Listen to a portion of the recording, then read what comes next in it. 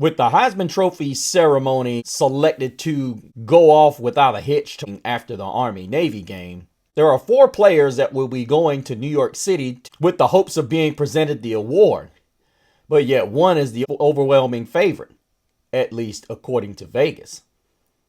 But yours truly has several reasons why this player should not be awarded this, especially given the fact he's already been presented 2 awards in which he was not the best at those respective positions. Want to find out whom I feel should win these awards and who this player is that was given these prestigious awards? Stay tuned to find out on Gridiron Gab Triple Option.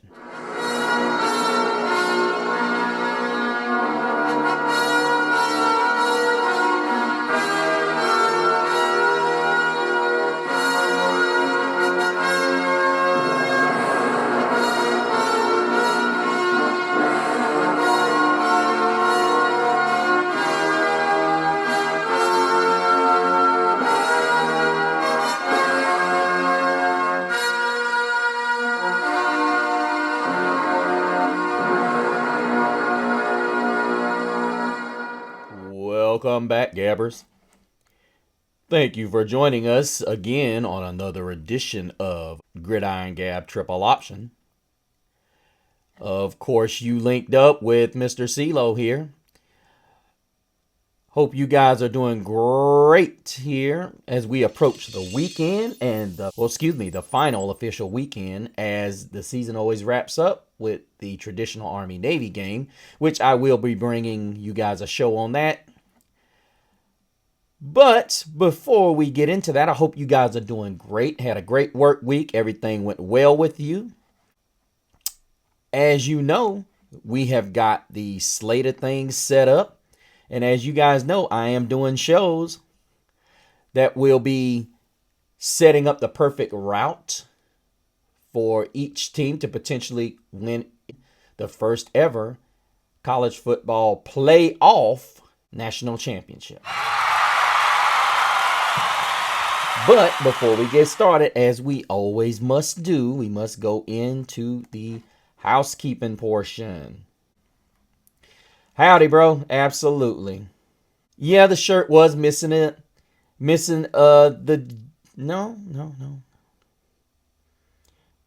There you go. Let's go. Yeah, I'm calling the upset. I got the Hoosiers. And then he says, I'm saying they get past my ND, but not my dogs. Just letting you know, bro, I'm not calling Indiana for the upset. All I'm saying is if Indiana is going to get past it, that's what has to happen. I'm going to do all the football teams. All of the teams in the college football playoff, I am going to do their routes and how they can get past their first 2 games, especially if they're on the outside of this bracket, because ultimately you can't change who you're locked up with in the first 2 games. But let us get into the ceremony of tomorrow night. Me and Brad are pretty much even Steven on whom we feel should win the Heisman Trophy. But I'm going to go ahead and I'm going to eliminate why I feel like the front runner, whom should not be the front runner. And many of you can write in. I would gladly challenge you on this, because when you watch this show, I will gladly show you why. The 2 awards that Travis Hunter won last night, he should not have. He should not be the front runner for the Heisman Trophy. Arguably, this race should be a lot closer, but because Deion Sanders is a loudmouth, and that's exactly what I'm going to call him, the 2 of the 3 guys that are in this race, I would even argue to say all 3 of the guys that are outside of Travis Hunter are very quiet. It wasn't until last week when Ashton Johnson and company won their championship games that you started to hear him say anything. And it goes back to this very old adage that we hear. Why do players have to be cocky and arrogant? Well, Travis Hunter has shown you the other 3 contestants weren't loudmouths, and they're the front runners. I think this sets a bad precedent. Not to say that Travis Hunter's not a good player, but this is a situation where people are smelling and drinking the Kool-Aid. And I will prove it with this show. Why Travis Hunter is not even worthy of the 2 awards that he took home on award night. You want answers? I want the truth. You can't handle the truth. All right, but let's do this. Let us first go down the reasons why Travis Hunter is even here. Now, it's impressive that he plays both sides of the ball. I'm not even going to front. I'm not going to sit here and say that it's not impressive that he plays both sides of the football. But to give him a prestigious award like the Heisman Trophy, and you don't lead in any category, and he doesn't. And this is what people are going to say, well, he shouldn't have to lead. Oh, well, if you're going to call yourself the best football player on the planet, when you're up against what you're up against, Cam Ward leads the nation in touchdown passes and has one of the most prolific offenses in the country. Same thing with Dillon Gabriel. Both of these guys are 1 and 2 in their respective positions. Cam Ward won the Davey O'Brien Award. And here's the other problem that I had with, see, if you want to give him the AP Player of the Year, Associated Press Player of the Year, that's fine. But not the Biletnikoff Award winner, and most certainly not the Bednarik Award winner. Absolutely not. See, as a Notre Dame fan, Xavier Watts won that award last year, and he had 8 interceptions. Now, and then you have people saying, oh, he should have won the Thorpe Award. Or especially Deion. Why would he nominate it for the Thorpe? Are you nuts? What the bruh? And I don't care if people show this to Deion. He'll sit there and say, I'm a hater. No, I'm telling the truth. Just like you don't, the fact is, if you were such a, you know what, the truth should set you free. Damn, I'm good. Right? You can't handle the truth. That's what it sounds like to me. And the fact remains is, when you take something from somebody else that doesn't belong to you. You don't get it, do you? Why don't you explain it to me? What happens when you take something that don't belong to you? It comes with consequences. It comes with consequences. And here's the problem, Deion. The fact is, you have to have integrity. Okay? Now, I'm getting on you because the fact of the matter is, you know Travis Hunter's not the best player in the country. You know he's not the best defensive back. And you damn sure know he's not the best wide receiver in the country. Oh, do I need to pull the stats out? Or is this going to be a situation where you say, oh, stats don't matter? Okay, they don't matter. What? Stop the cap. I'll pull them out for you anyway. Let us see. Because in my eyes, stats don't lie. They don't. Let's first look at the Chuck Bednarik Award, Best Defensive Player. Now, you don't necessarily have to pick a defensive back for the Bednarik Award. That's just Best Defensive Player. But let's argue. Noah Williams for California had 7 interceptions this season. And he had with 1 return for a touchdown, along with 50 tackles. Let us slide down to last year's winner, my guy, Xavier Watts, who had 5 interceptions, including a 100-yard return for a touchdown. Bruh. Along with 50 tackles as well. Now, let's mosey on down here to one Travis Hunter, who had 4 interceptions, 31 tackles. Now, the number you got here, 11 passes defense, that leads the country. But Noel Williams he had 8. But he had 3 more interceptions. Which one's more impressive, people?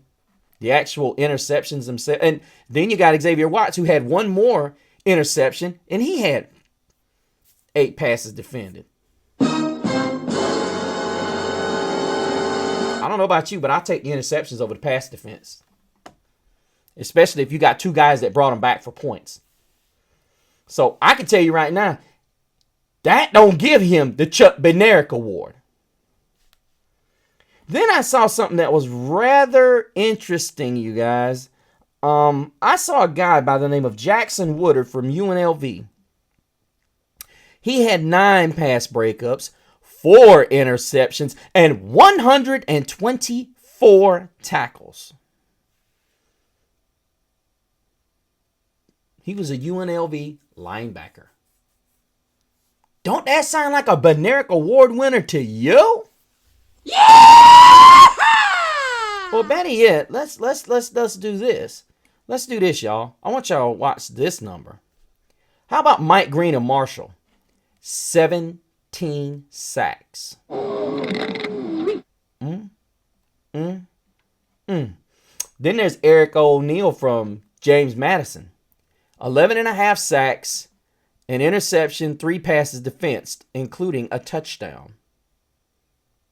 I mean, there's going to be a lot of you that are going to be annoyed with me at the end of all this.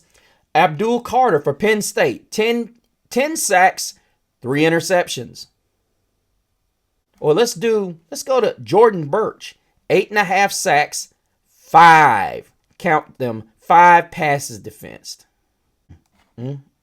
Oh, how about Kyle Lewis, you guys? 7 sacks, 4 interceptions, and 1 brought back for a touchdown. Yoo-hoo! I'll make you famous. See, my problem is when you start giving a guy an award because he's publicly loud, and I'm not just talking about Hunter being loud, I'm talking about his coach. This is where we necessarily need to set a standard. Shut your mouth. We don't need your lobbying. Because that is clearly what has happened here. And even with the Heisman race. We don't need some coach. Let me phrase that. Motivator. He's a motivator because he couldn't coach his way out of a paper sack. I don't care if he hears this. The fact is Deion lobbied to get this done. And the fact is the Bednarik trustees and the Biletnikoff group, they listened to this. And now you have a selection. At least last year when you chose Marvin Harrison Jr., there was an actual argument. Even though Rome Odunze had more yards and catches. Now you don't even have a foot to stand on. You don't. This is ridiculous. It was about as bad as David Arquette winning WCW's heavyweight championship. That was pathetic. That's a footnote if you ever watched wrestling back in the 90s. Let me tell you why. Because I just gave you some guys who clearly are big time playmakers in all of this. Big time playmakers in this game. And the reality of it is, and I even got guys on here. Look at this, you guys. Mello Dotson for KU's got 5 interceptions and 2 returned for touchdowns. Will Johnson from Michigan, he's got 2 interceptions, both brought back for touchdowns. Kip Lewis, 2 interceptions, 112 yards returned for 2 touchdowns. Nick Emanwori for South Carolina, 4 interceptions, 2 returned for touchdowns. Deshaun Peel for Navy, 4 interceptions, 2 returned for touchdowns. I think that's worthy for a Bednarik gab out, don't you?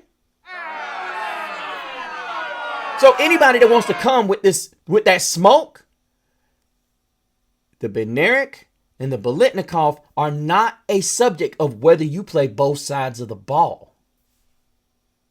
Now, this is just for the Chuck Bednarik. Oh, I'm going to really get the Biletnikoff award here in shortly. But the truth here is you've got several players whose numbers make more sense that they would be Chuck Bednarik award winners than Travis Hunter. I mean, this is beyond just absolutely ridiculous. Ooh, I didn't see this. Sean Dolak for Buffalo. 159 total tackles, 5.5 sacks, 5 interceptions, and an interception for a touchdown. God damn! Let me say that again. Sean Dolak for Buffalo. 159 total tackles, 5.5 sacks, 4 pass defense, 5 interceptions, 1 for a touchdown. The best defensive college football player. That don't sound nothing like Travis Hunter's numbers. Nothing. And that's what I'm talking about. Players that actually play their butts off and get the numbers that they need to, they're the ones that need to get rewarded. Not somebody who opens their lip and has to gloat about every little thing that they do. And I'm not saying Travis Hunter does that. I know a lot of people going to say, well, Travis Hunter shouldn't get punished. Well, the fact is the other guys shouldn't get punished either. Especially when their numbers and their production is actually there to see.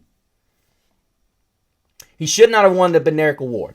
It was a good thing that the Maxwell Award companies, the Maxwell people, saw that Ashton Jonty was better. Now, hopefully, the Heisman people will see it. Because the fact is, the year that Derrick Henry won the Heisman over Christian McCaffrey when he had a better season than he had the year before, McCaffrey should have went back-to-back. As much as I think what Henry did was impressive, breaking the SEC record. FDD.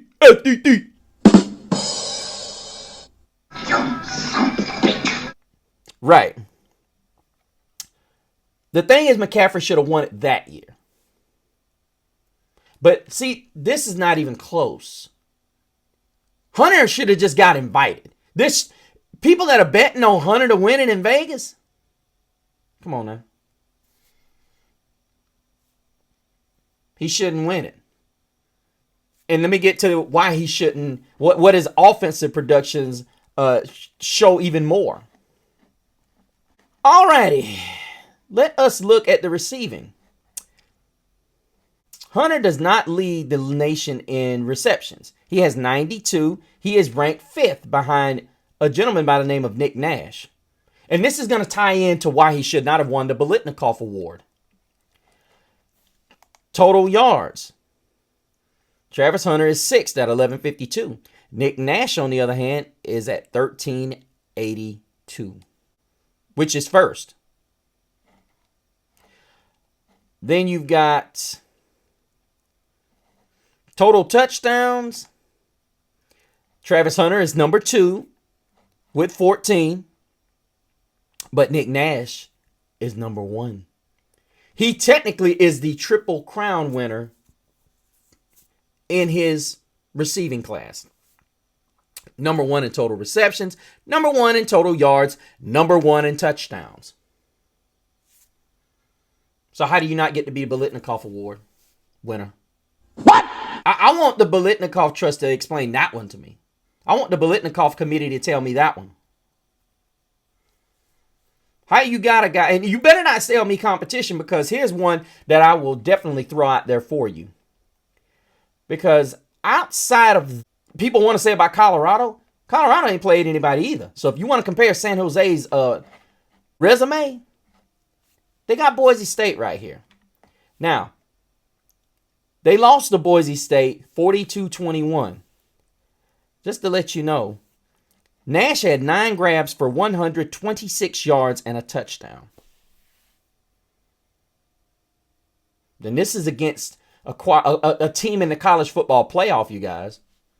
That's what he did that to.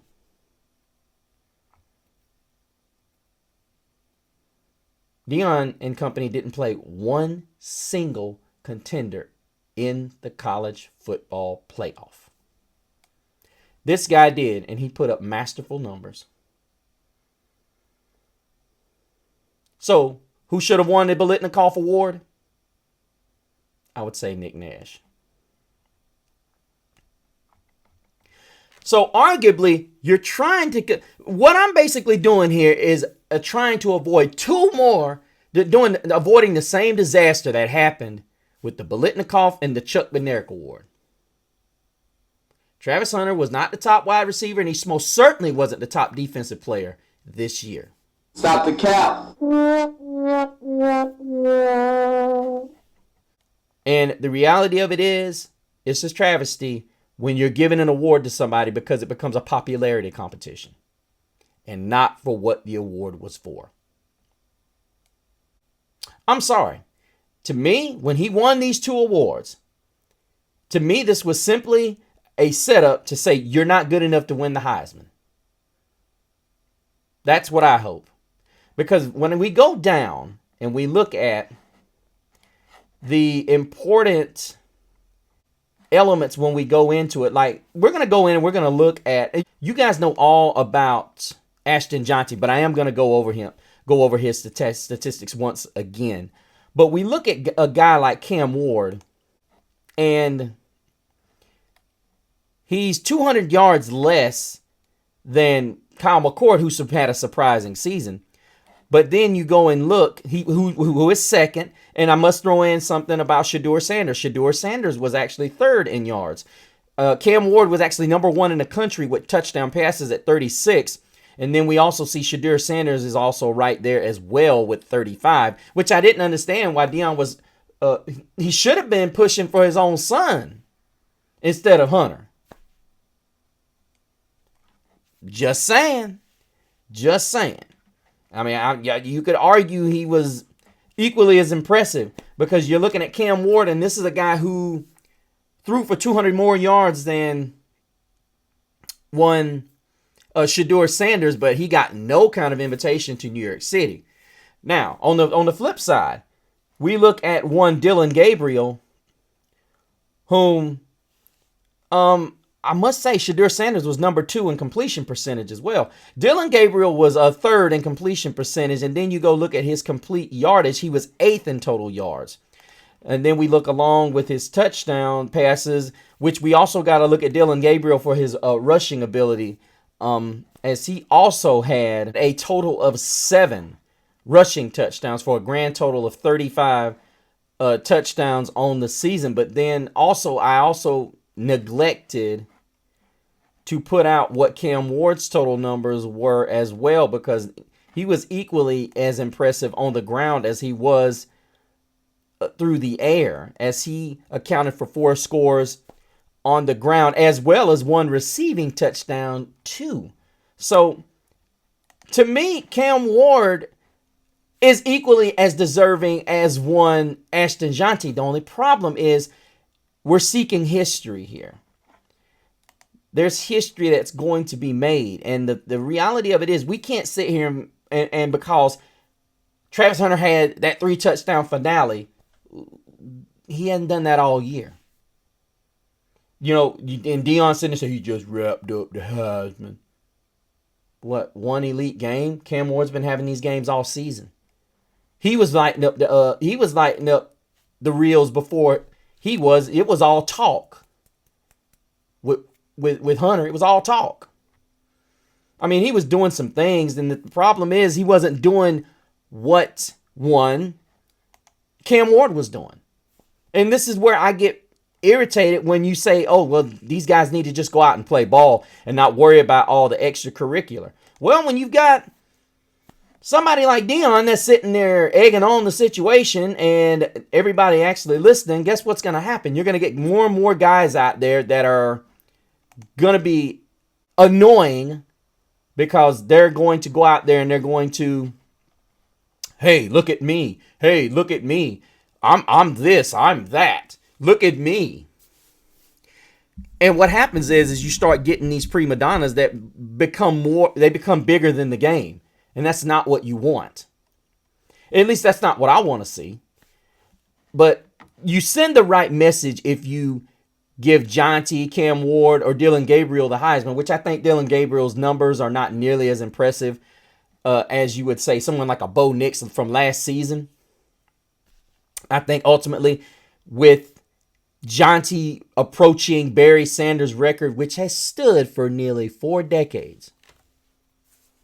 To all you Travis Hunter fans, 4 decades.